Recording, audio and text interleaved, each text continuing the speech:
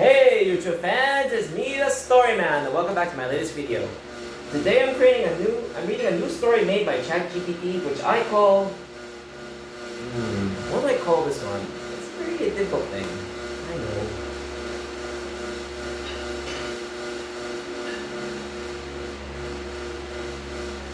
know. A Dream of Hope. I'll name that one. Yes, A Dream of Hope. I thought that's a good one. A Dream of Hope. That's the story. That's the title of the story.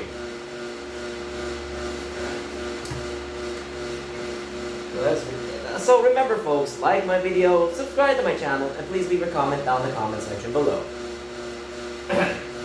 Let's begin. The world had forgotten what green looked like. For nearly 70 years, wars had carved scars across continents. Governments rose and fell in cycles of corruption, draining rivers for profit, stripping forests for wealth, and poisoning fields that once fed millions. Cities stood like rusted skeletons under gray skies. The oceans carried more plastic than fish in some regions. Dust storms crossed former farmlands, and children grew up thinking birdsong was something that existed only in old recordings.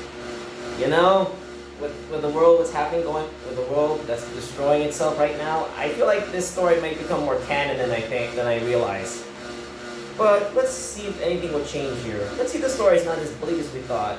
The story's title is A Dream of Hope after all. Let's see how this plays out. Let's read, shall we?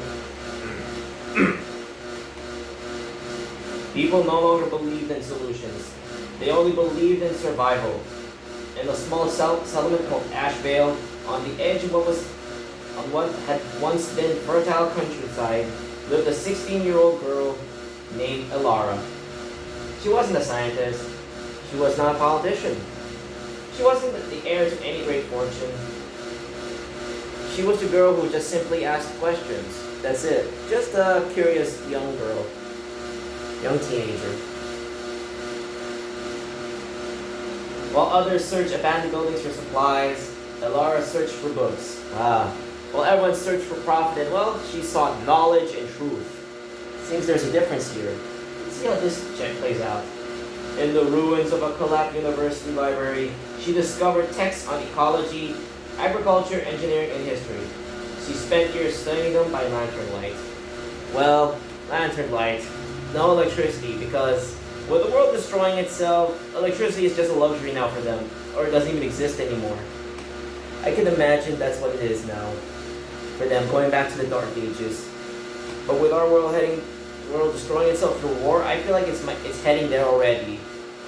I feel sorry for them, truly. Let's see how they figure this one out. One lesson appeared again and again. The world had not been destroyed by a single enemy. It had been damaged by millions of choices made without thinking about tomorrow.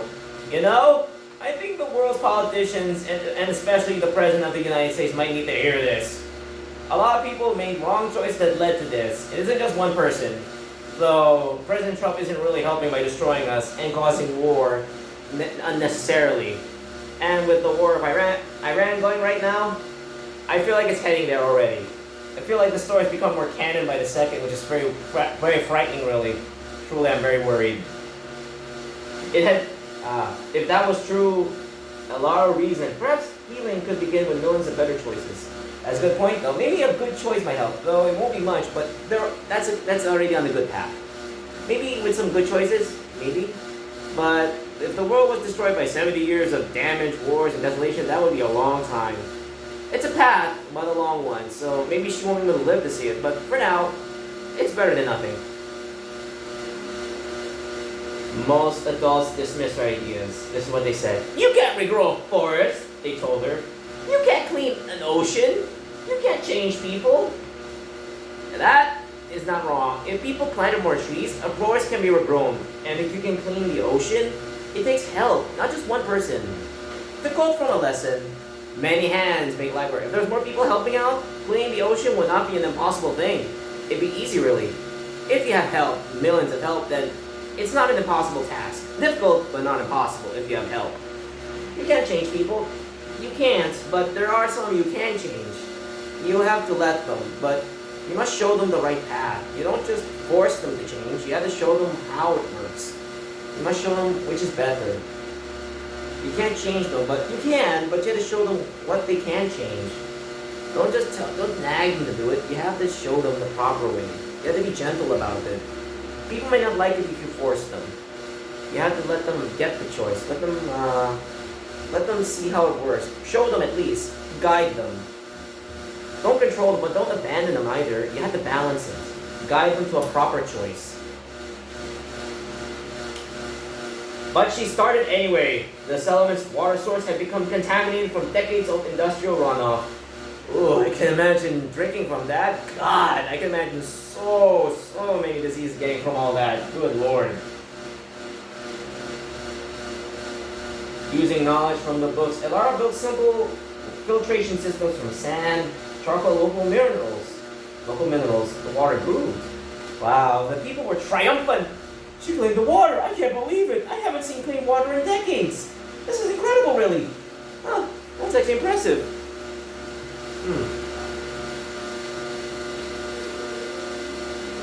Then she taught others how to build them.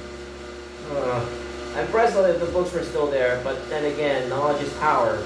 I can imagine how I thought they would all be destroyed, but then again, these are important, so maybe? Let's see. Next came the soil. Years of pollution had left the land nearly barren. Elara organized volunteers to collect organic waste and create compost. She planted hardy grass that could survive poor conditions and gradually restore nutrients. Yeah, I feel like that might actually happen. With our years of pollution and decimation, corruption, I feel like it's already heading there. And that's actually worrying me. That shouldn't be heading there. That should be fiction, not really reality, not historical fact, and that's actually shouldn't be happening. My God. I can imagine what? Why is this happening? I thought I only see those in apocalypse movies or dystopias, not in real life. That's just too weird. And that's not supposed to be happening. God. The first harvest was tiny, of course. It was the first harvest. It wouldn't be big instantly. It'll take years for that, or months, depending on how you grow it well or use fertilizer. If that's still a thing in that kind of world. The second was larger. By the 5th year, vegetables grew where nothing had grown before. I can imagine 5 years, but that's understandable. Years of pollution, that would take you years for that to heal. That's a lot. And with all what's going on, it's a miracle something could grow with more kind of decimated. Years of waste, pollution, dead bodies. I imagine that too, it would be like that. You see how war-torn lands would have a hard time growing things if it's completely contaminated with blood, death, and wreckage of war tanks. I can imagine that's how Iran is going right now. But then again, they were bombed. But the people were elated they got rid of their tyrants. Never liked the guy. It feels like it's like that. But was killing them really the best effort? But then again, the people just grew tired of it. They just didn't want him anymore. Many cheered, but they were divided. There was still a mixed reaction. They're grateful they actually got rid of their tyrant, but some of them were still loyal to him. They still actually liked the guy, though their ideals were from years ago, from the 20th century, not the 21st. They don't just work anymore. You can imagine how Elara had to feel, the cleanup. Though she was impressed, but let's see how she can continue. Word spread. Travelers carried stories of a young woman making dead land live again. Soon, neighboring communities arrived to learn. Unlike the leaders of the past, Elara never demanded loyalty. She shared everything freely, every design, every method, every mistake. I wonder why none of our presidents are like that. Why couldn't our Filipino presidents be like Elara, learning to share ideas, not demanding loyalty? Look at one of our tyrants did the same thing and just did a horrible thing and tried to demand loyalty by committing martial law. And look what happened to our Philippines. Corruption's run rampant. There's now inequality, pollution, and a lot of people are poor. A lot of poverty. Good God. I can imagine that. I feel like, why couldn't we not learn from the fictional characters who actually apply these kind lessons? Then maybe our world wouldn't be so bad right now. But alas, I guess we can only believe in those good things in the story. But maybe we can make them reality. Maybe. Just maybe. I can imagine that too. I can imagine this story could actually be exactly how ours is going to be. Years of war will destroy our world. I pray there may be someone who will save it. Maybe. Just maybe. As more settlements adopted her techniques, something unexpected happened. People began cooperating. That's a rare sight. Former rivals exchanged seeds and equipment. Communities shared weather data and crops results. Small networks formed across regions that had once been battlefields. You know, when food and water are needed, wars are forgotten. When people need food, they would unite. They would unify. They're in this together. But then again, what's happening right now, I feel like they're starting to forget that. I pray maybe this story that I'm reading made from Chat GPT might remind them that if this story reminds you of like the politicals, it's kind of fearing that we might be heading there. Our wars are decimating our planet. Death is running around, prices are rising, corruption is running rampant, controlling everything. And war is not doing anyone good. No one. Maybe this story could help them unite. Like I said, maybe. I hope it's something, but it's better than nothing. Let's continue. The movement grew beyond agriculture. Engineers restored old solar farms. Divers removed waste from coastlines. That's amazing though. I can imagine how it is. Coastlines being cleaned by people unified for one purpose. No fighting, no nothing, just cleaning up the ocean. Simple as that.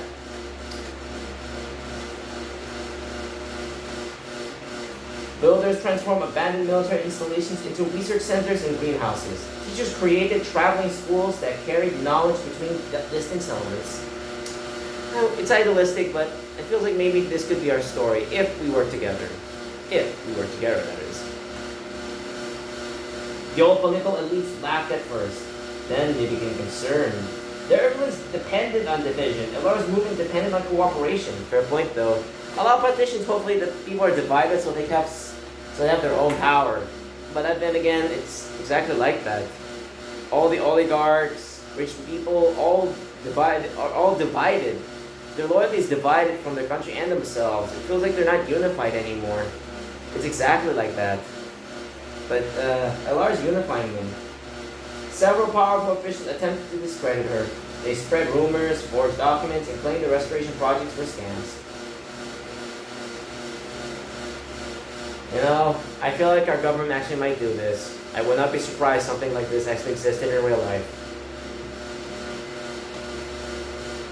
But unlike many leaders before her, Elara never asked people to trust her words. She asked them to trust the results. Indeed, the results are far better than words. Another quote I forgot again, actions speak louder than words, and her actions proved everything she did. The clean water was real. The forests returning to life were real. The wildlife slowly reappearing was real. People could see the evidence with their own eyes. They were surprised. This was it. The people were elated. They had their home back. Earth was returning. Crops are going. Animals have returned. They're hearing birds again. Animals were there. Dogs, cats, bears, fish, everything. And the trees are clean. Water is clean. This was a miracle. This was something better than any politician could ever promise. Over time, support for corrupt governments weakened. Citizens demanded transparency, environmental protection, and local accountability. You know, if our governments could give these kind of things like transparency, environmental protection, local accountability, then this country will have no problems. No problems at all. If they could do all those three things that are mentioned in this story, then maybe our country wouldn't be so bad. It might be good. Maybe. Like I said again, maybe. Some administrations resisted, others reformed. It's a fair point though. Some actually began to accept them. Even the corporations start to see the good things. Others just don't want to see that. They lose their power. They don't want to lose that.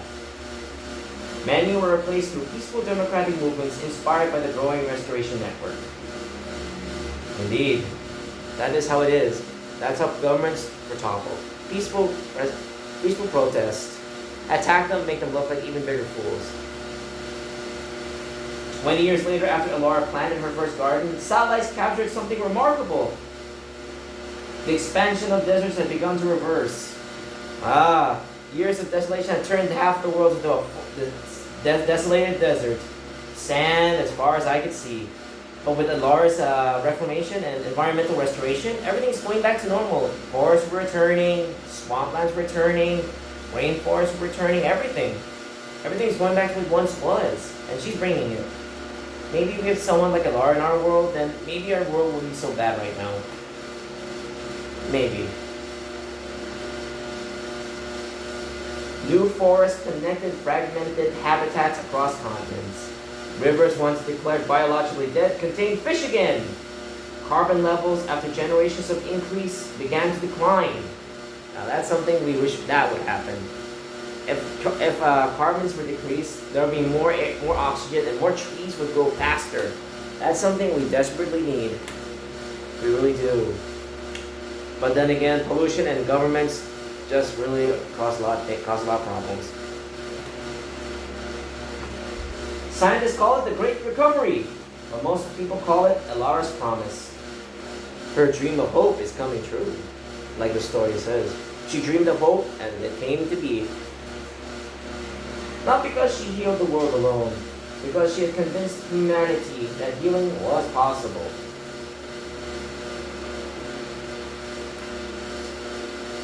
Indeed it is. When journalists later asked her how she accomplished what governments, corporations, and international organizations had failed to do for decades, she smiled. She said this, "I didn't save the world," she said. "The world was saved by millions of people who decided the future mattered. You know, if people did what Alara did, then maybe, just possibly, our world could be like that." By the time Alara grew old, children once again knew what birds sounded like. They played beneath trees planted by grandparents who had lived through the years of action war. The oceans were not perfect, of course not. Neither were governments. Humanity still faced challenges. Yeah, the ocean's clean, but it'll take time to heal. It'll be years or generations till it fully restores itself. But at least it's in the process of healing, so that's not nothing. Governments were still the same. There was some corruption, but it was at manageable levels at least. Manageable. And that's generous. But the belief that destruction was inevitable had disappeared. In the center of a thriving forest that had once been a wasteland stood a simple stone monument. Not a statue, not a palace, just a simple inscription. And it says this: "The earth healed when people remembered that they belonged to it." You know, that's a good question. They should remember, the earth can heal because the people found out they live here.